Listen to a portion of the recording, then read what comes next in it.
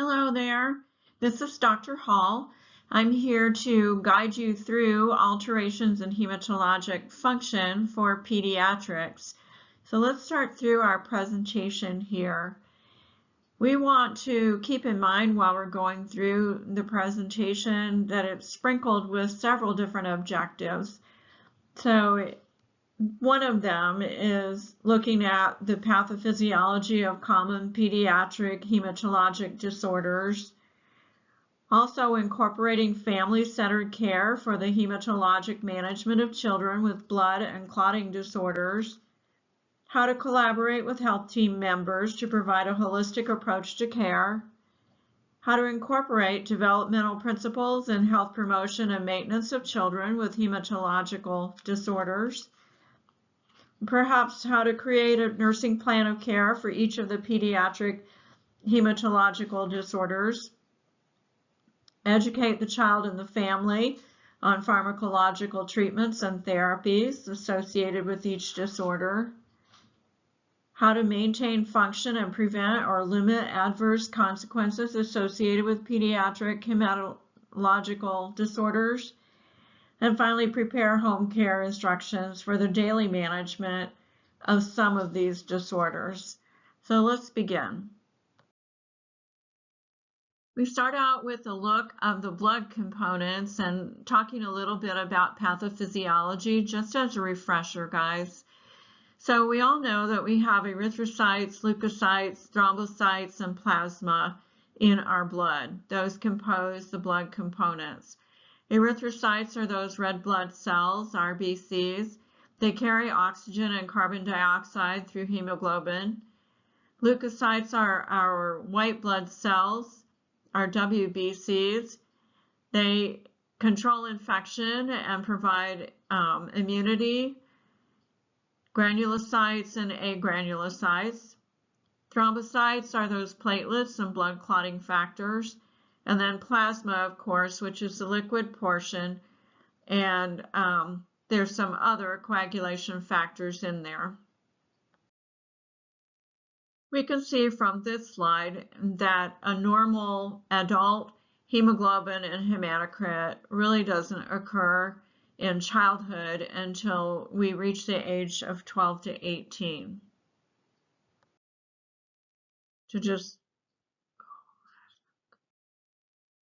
There are general nursing interventions for hematological disorders. Maintain adequate oxygenation by administering oxygen if the hemoglobin or oxygen saturation is low. Maintain adequate hydration, adequate circulatory volume as a result. Maintain adequate tissue perfusion by monitoring urine output and peripheral vascular status. Prevent infections or control them very promptly. Look for white blood cell alterations. Prevent or control breathing due to risk for hemorrhage, and we monitor for coagulation therapies.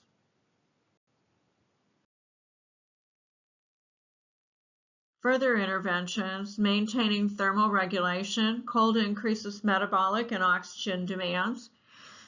If you're having trouble with red blood cells, you have a less oxygen carrying capability. Educate the caregiver and family on medication administration, identifying crises early.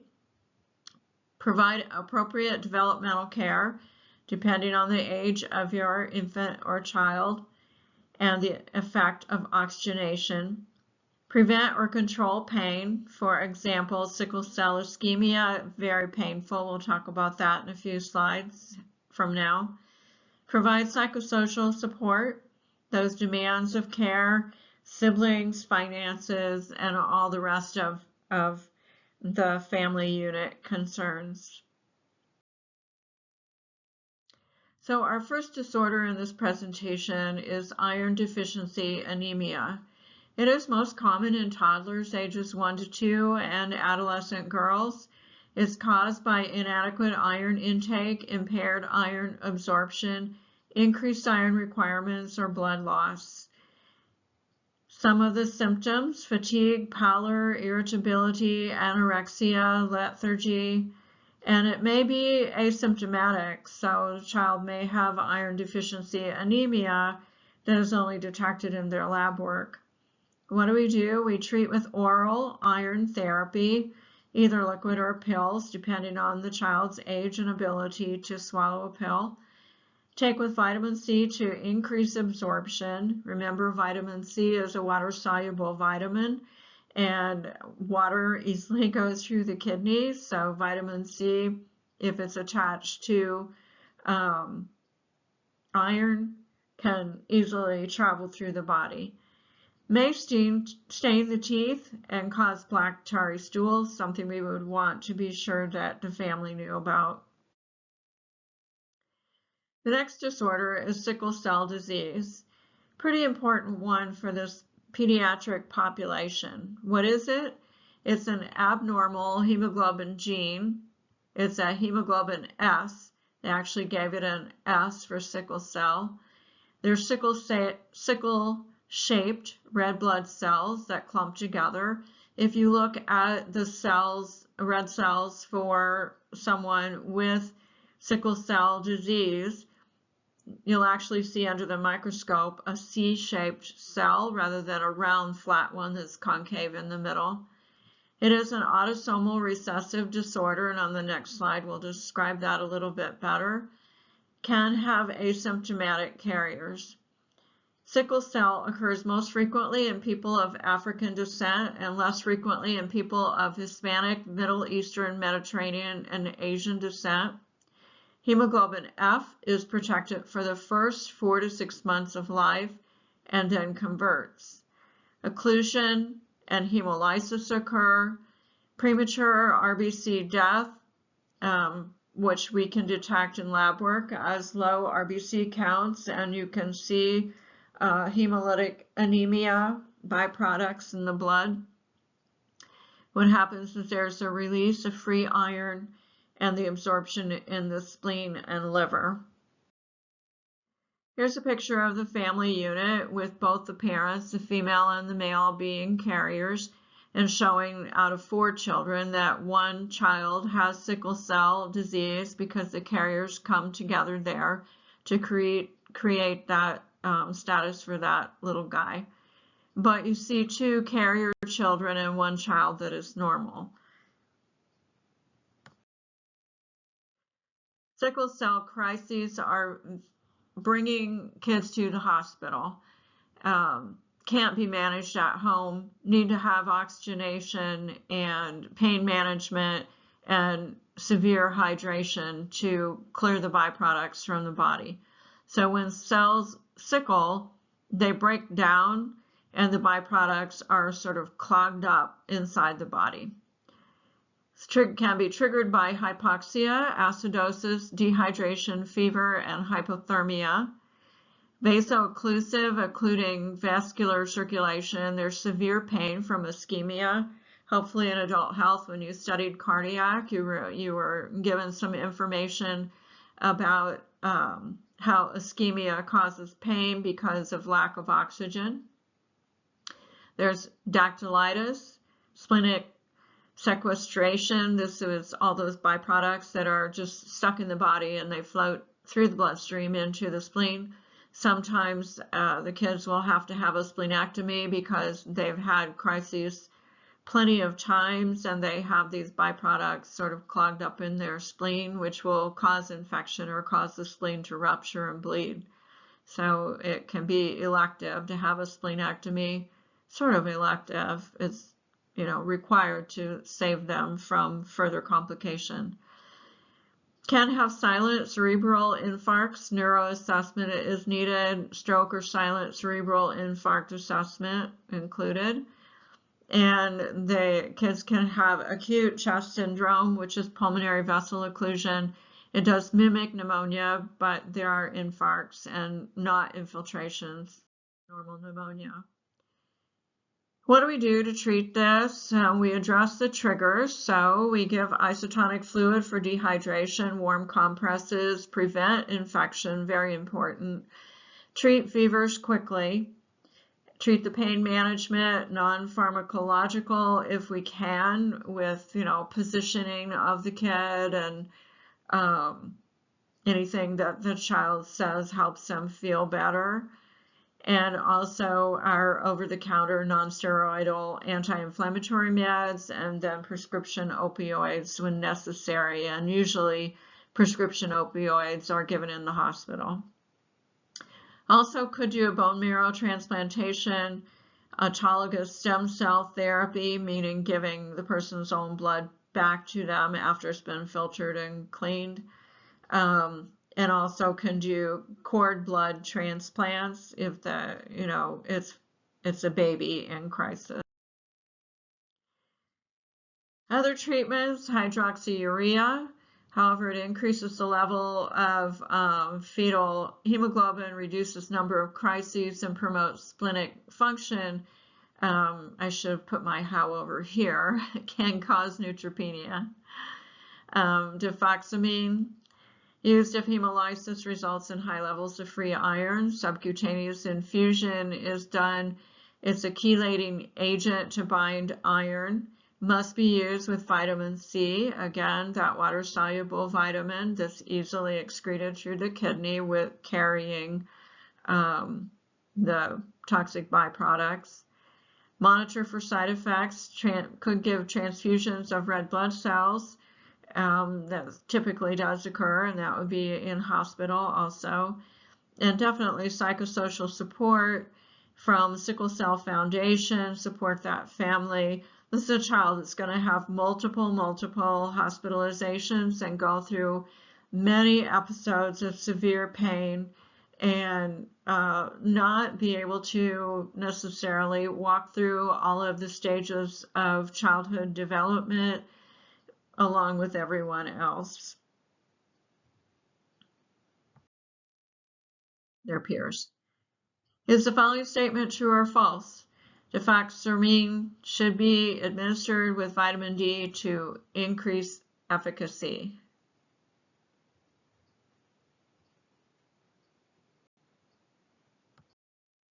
False. Deferoxamine should be administered with vitamin C, not vitamin D. Vitamin C helps the chelating agent bind to and excrete free iron in the blood. Our next disorder is beta thalassemia, or we can call it Cooley anemia. It's an abnormal hemoglobin beta chain which leads to rapid RBC destruction. It is an autosomal recessive condition. It's ethnically linked to Mediterranean, Middle Eastern, and Asian populations. Hemolytic anemia with bone marrow hyperplasia due to erythropoiesis. So we have thin cortical bone with new growth occurs. Characteristics of the disease: severe anemia, cellular damage, and free iron buildup. How does it manifest?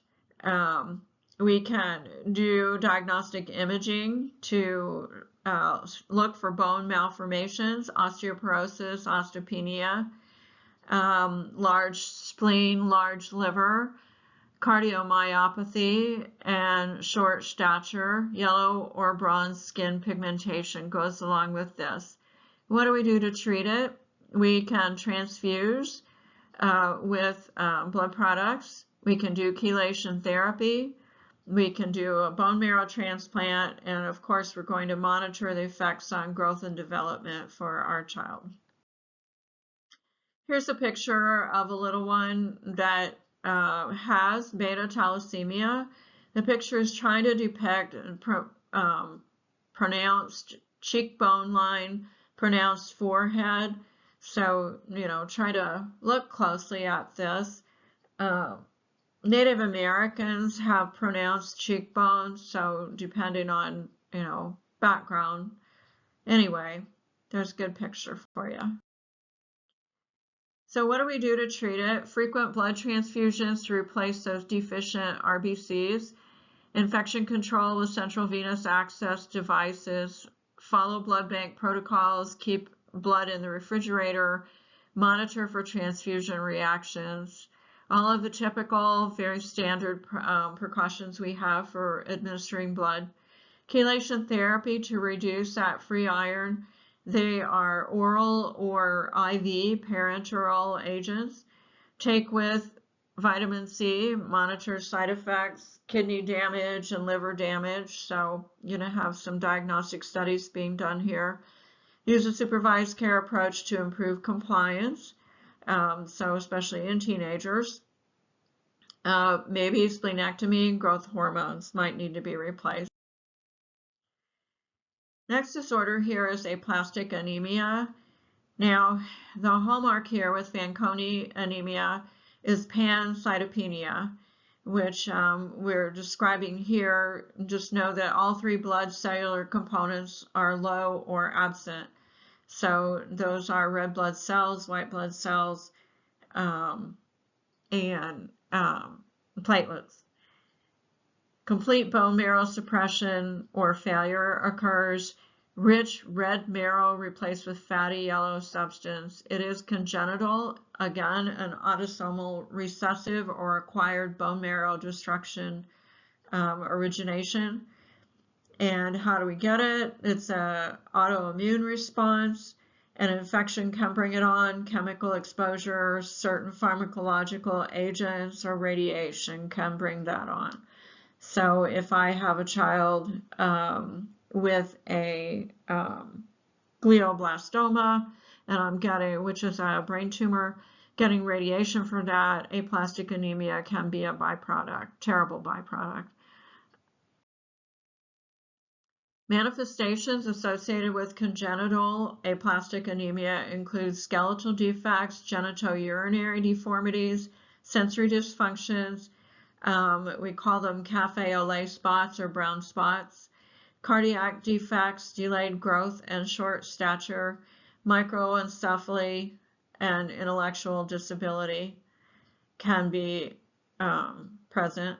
Manifestations associated with acquired aplastic anemia, excessive fatigue and weakness with behavior changes, recurrent infections and febrile episodes, petechiae, bruising, epistaxis, nosebleeds, and excessive bleeding. Just want to throw a little edit in here that at the beginning stages of a child or infant having aplastic anemia, you can tell from this list that it may be nebulous, kind of hard to distinguish. So as there becomes bruising or nosebleeds, that's usually when it's picked up if it's an acquired aplastic anemia. Bone marrow or stem cell transplant may be recommended. And then once that is done, we have to worry about the graft versus host disease or rejection of the transplant, the failure to implant, and the immune system suppression using anti-thymocyte globulin or anti-thymocyte globulin and cyclosporin after transplant. Yes, all corticosteroids and difficult to pronounce, right? May have androgen therapy, induces puberty in males. Patient and family education must be given there because the family will be kind of surprised at those changes with androgen therapy. Physical and occupational therapy for sensory dysfunctions and supervised regaining of functionality of the musculoskeletal system. Promote growth and development, and then definitely neutropenic precautions to prevent infection. So these are children with aplastic anemia that don't get out of the house. And if they do go out of the house, they're only going specific places. We're not letting everybody pick up an infant and hold them. We're not taking a child to church and letting them sit on a pew with a whole bunch of people around them. Probably, parent on either side of the child when they go out, and definitely should stay away from going out to restaurants to eat. Aplastic anemia is associated with which missing components in the blood? Red cells, white cells, platelets, or all of them? We'll see if you were listening to what I said earlier. All of them. Aplastic anemia is characterized by pancytopenia or low and absent cellular components in the blood. These cellular components include red blood cells, white blood cells, and platelets.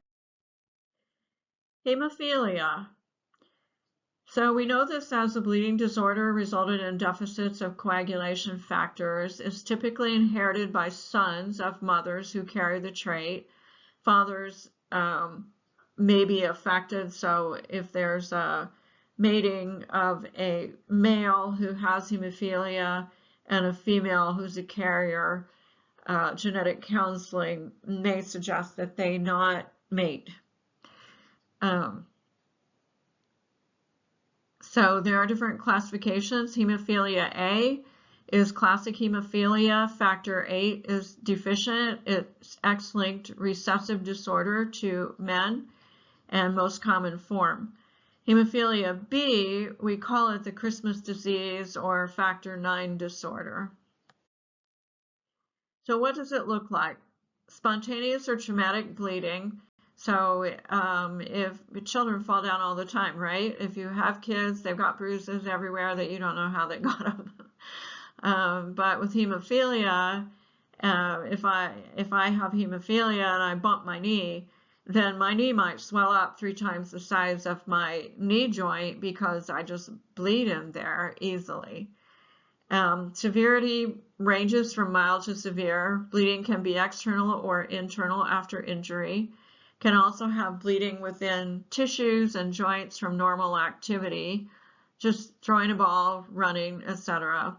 So children with hemophilia, you would probably rarely see them doing horseback riding or any kind of gymnastics or tumbling. Treatments: monitor clotting times and coagulation studies, factor replacement, either prophylactic or as needed. So factor VIII or IX, as we mentioned on the slide before. Dose range for factor replacement varies by the injury. Reconstitute and administer IV or provide desmopressin, DDAVP, intranasally. RICE comes to play. Rest, ice, compression, elevate, and physical and occupational therapy are used. Monitor for signs of internal bleeding, especially intracranial, so change in cognition, complaint of severe headache. A 4-month-old infant is diagnosed with hemophilia A after a prolonged nosebleed. Which clotting factor is this child missing? Factor 10, factor 8, factor VWF, or factor 1X? Factor 8. A child with hemophilia A is missing factor 8. Hemophilia B is associated with missing factor 9. And von Willebrand disease is associated with missing or deficient von Willebrand. The 3 levels are type 1, insufficient amounts of clotting factor. Type 2, quality of clotting factor is poor. Type 3, there's total absence of this clotting factor. And type 1 is most common form to know.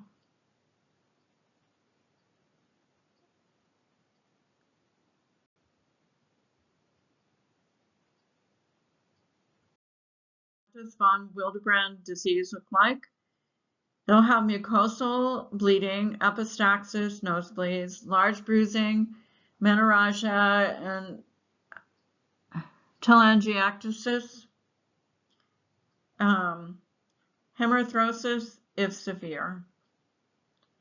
Treatments: prophylactic and scheduled desmopressin doses, human anti-hemophiliac factor replacement on demand, control of nosebleeds or bleeding, avoid intramuscular injections and rectal temperature, and managing difficult menses with birth control. Our final disorder here is disseminated intravascular coagulation. Okay, this is a disorder of bleeding that is associated with other trauma and always is an emergency and always is a trip to an intensive care unit for a child or an infant. It's systematic coagulation due to thrombosis from stimulated thrombin. There's both bleeding and clotting at the same time. So there's hemorrhage due to fibrinolysis stimulated by plasmin, and secondary condition related to severe injury or disease process. We have coagulation factors are consumed, widespread clotting, and then bleeding. So the manifestations noted here are peripheral thrombosis, oozing and excessive bleeding from procedural sites, petechiae, ecchymosis, purpura, nosebleed, internal hemorrhage, tachycardia, hypotension, and intracranial bleeding. A terrible, terrible complication and very difficult to treat.